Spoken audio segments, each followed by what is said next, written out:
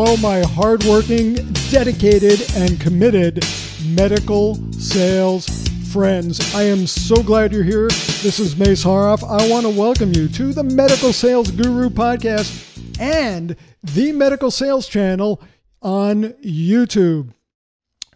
One thing that medical sales reps like to tell me about is when they do drop-bys. Now, anytime they say this, the other day I did a drop-by. In fact, I did about 5 or 6 drop-bys every day. I try to do at least, 5, 6, 7, maybe 10 drop-bys in a day. That gives me 40 or 50 drop-bys in a week. Now, my ears hear something different. When they say drop-by, I hear drive-by. And that has a very negative connotation. I'm thinking, what kind of person are you? You're doing 10 drive-bys a day? Number one, that's illegal. It's insane. It's crazy. But you know what else? I'm having fun with this. There's nothing funny about drive-bys, by the way, if you know what I'm talking about. But drop-bys, there's nothing funny about drop-bys either. And so many reps, it's kind of their modus operandi. They are in this, what I call the drop-by mindset. Now, what am I talking about? The drop-by mindset is for reps who, what they do is they drive around to offices, physicians' offices usually, maybe hospitals, clinics. And what they do is they go up to the receptionist desk and they try to get in to see whoever the decision maker is. If it's the doctor, they say, it's Dr. Smith here. I'm Sam from XYZ Medical or whatever the name of the company is. And a lot of time the answer is, well, the doctor's seeing patients. We only see reps on certain days or you'll have to schedule an appointment. And the rep says, well, as long as I'm here, can I drop by some information? Can I leave a brochure? Sometimes a receptionist will even ask, if you'd like to leave some information in a business card, I'll give it to the doctor. And if he's interested, he'll give you a call. So reps develop this mindset that this is what their job is. It is to drive around, ask if you could get in to see the customer, the decision maker. But if you can't, leave a brochure, leave a piece of paper, leave a business card, and they leave the office and they said, this is pretty good. I'm out there working. I can do this. So what happens at the end of the day, though? What are the results? What are the outcomes for all of this? Well, here's the answer. You really don't know. You don't know. And most reps look at it in a positive light. They think, well, I went to Dr. Smith's office, Dr. Cohen's office, Dr. Jones' office. I stopped over at Barnabas Hospital and everything was great. I put in a full day's work. I am doing my job. Here's the reality though. Most of the time, when you drive around and you just drop off brochures and literature and information, what you're doing is you're actually working. But you're working against the sale. I know what you're saying. What? Working against the sale? Yeah, you're working against the sale. Here's why. Remember that healthcare professionals, the decision makers in healthcare, number one, very busy people. Number two, and even more important, they don't like what? No, not sales reps. A lot of them don't like sales reps. You're right. But what they don't like is change. They don't like change. So they try to avoid change and the risk associated with change. And here's how they do it. Whenever a sales rep comes in or drops off a brochure, especially those who are in the drop-by mindset, what the customer may do is look at that brochure. Now, if they look at the brochure, what are they looking for? You might think that they're looking for a benefit, an advantage over whatever they're doing now. No, that's not what they're doing. What they're doing is they're looking to be able to reconcile in their minds that your product or service, whatever it is that's represented in this brochure, literature, or even on a website, if you send them to a website where they could get a lot more information, even get it faster and come to this conclusion more quickly. What they're looking to conclude is that your product or service is essentially the same as what they're using now. Now, keep in mind, I know what you're thinking. Well, no, Mace, my product is very different. Ours is cool. Ours stands out. It's dramatically different. That might be true. But that is not the customer's goal when he or she is looking at your brochure. You know what their goal is? Their goal is to determine and reconcile in their mind that your product is similar enough where it's not worth changing. In fact, it's not even worth meeting with the sales rep, which is you, because I'm just going to keep using what I'm using because I don't see any clear advantage looking at your literature. Now think about this for a second.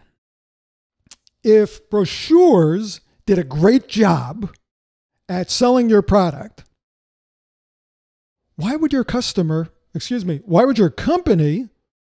have ever hired you? If brochures could do the job, why would they hire you? And I know what you're thinking. You're thinking, well, if they didn't hire me, how would those brochures get to the customer? You probably think that's a good answer. It's really a terrible answer. There are people in the world whose profession, their job, is to deliver things, paper, packages to people. It's called mail. There are professional people who are called mailmen and mailwomen. And there's even other companies that do this, like UPS and Federal Express. And you know what? They even have something called couriers. They charge a lot more, but you could pay them to take a brochure, really anything you want. They'll deliver a 6-pack of beer if you want them to, which might actually provide more benefit to your customers than this brochure that you're leaving them, because at least they'll do something with the beer. You know what they're going to do with your brochure? One of two things. They're either going to look at it, which if they do, it's usually bad for you. Not all the time, and I know what some of you are thinking. Some of you are thinking, hey, you know what? I drop off a lot of brochures, and every now and then I get a call and the customer says, hey, I'd like this. I'd like to use this on a case. I'd like to get more information. That happens. And when it happens, you know that you've got a result from dropping off your brochure, from doing your drop-off, your drop-by. But what about all those other times when the customer looks at it and says, nah, this is pretty much like what I have. I'm not interested. And then the next time you come over or you see the customer in the clinic or in the hall of the hospital, you say, oh yeah, Dr. Smith, I wanted to follow up with you on the brochure I left by on the widget. And he says, yeah, I took the look at it. Thanks. I'll keep it in mind. What he's really saying is, yeah, I've already looked at your product. I don't want to take the time to speak with you about it because I have no intention of using it.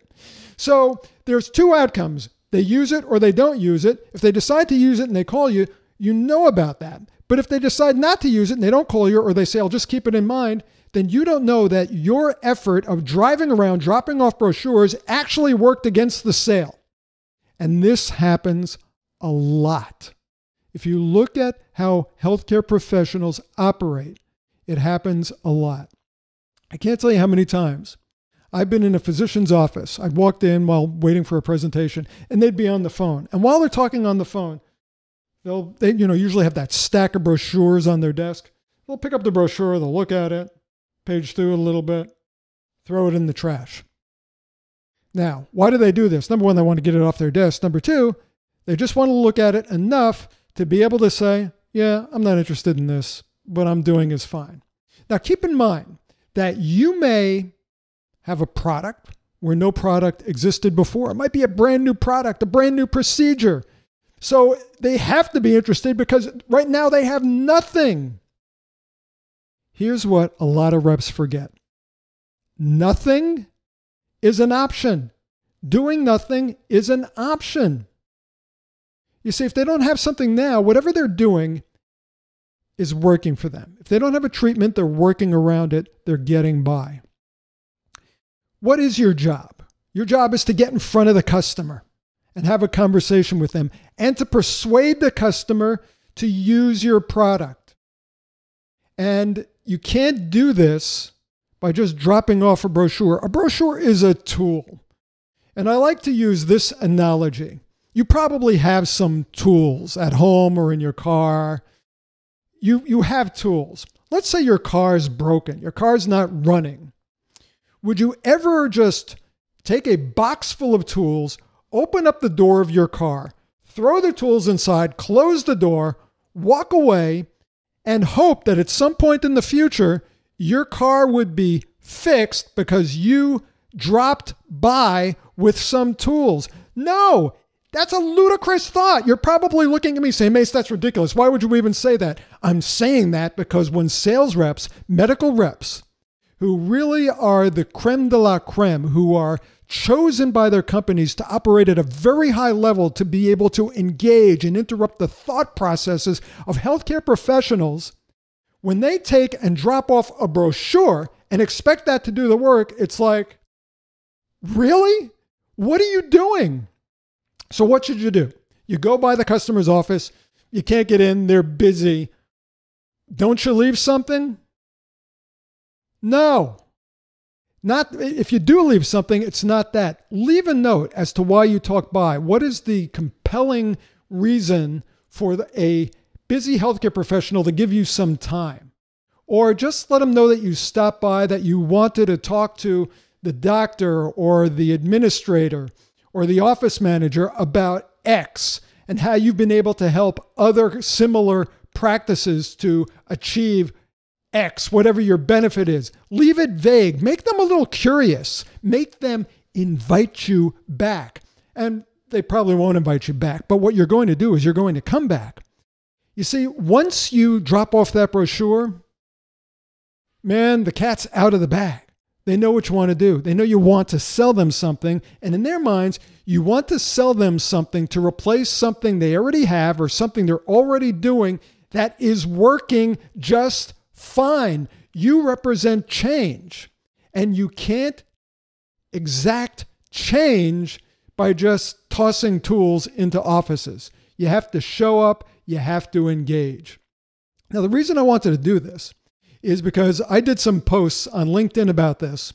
And surprisingly, a lot of medical reps and even managers took issue with what I'm saying. You know, reps become very defensive. They say, hey, listen, I do this all the time. This is what professionals do. If we can't get in, we're going to leave information about our products because we want them to be aware about our products. Well, awareness is only beneficial if it is in a positive light. If the customer is aware about your product in a way where he or she sees it as solving a problem or helping them to achieve an outcome which has previously been unobtainable, that's great.